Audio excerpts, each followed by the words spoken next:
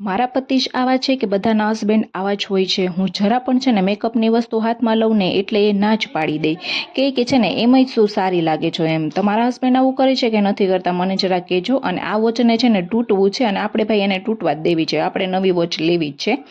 And it's best weekend of this month. આપણા મહિનાની શરૂઆત બહુ સરસ મજાની થઈ છે. જોઈએ હવે આગળ શું થાય છે. અને જો પતિદેવે સરસ મજાની ચા બનાવી દીધી હતી અને આ વખતે ભાઈ ચા સારી બની હતી. અને ઝરમર વરસાદ વરસતો હતો અને ભાઈ છે ને આપણે ગાડીમાં બેસી ગયા હતા ને એટલી મજા આવતી હતી ને કે ભાઈ વાત તો જ પૂછો. આટલી ગરમી પછી આટલો વરસાદ, મજા જ પડી ગઈ.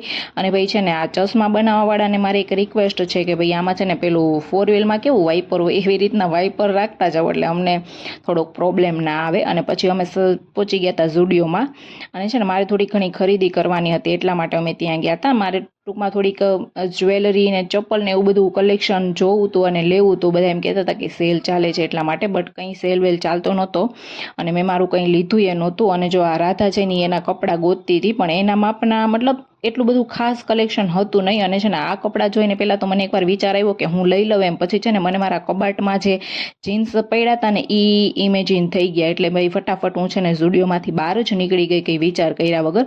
પછી છે ને થોડુંક દૂર છે ને મેક્સ કરીને એક સરસ મજાનો મોલ છે મતલબ, તો ત્યાં ભાઈ છે ને રાધાનું કલેક્શન બહુ સરસ હતું અને છે ને ત્યાં સેલ લાગ્યો હતો. અને છે ને ભાઈ આ ઇયરિંગ્સ જોઈ અને છે ને મને છે ને મારા શું કહેવાય કોલેજના અને સ્કૂલના દિવસો યાદ આવી ગયા. ભાઈ મેં આવી ઇયરિંગ્સ એટલી પહેરી છે ને કે વાત તો જ પૂછોમાં એમ. એકથી એક ઇયરિંગ્સ મેં પહેરેલી છે એમ.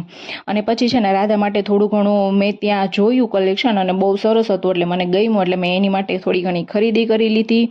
અને પછી ભાઈ આપણે ઘરે આવી ગયા હતા અને છે ને એક બાબા માટે કપડાં લેવાના હતા અને બાકી જો આપણી રાધા માટે છે ને 2 ટી-શર્ટ અને લેગીસ લીધી.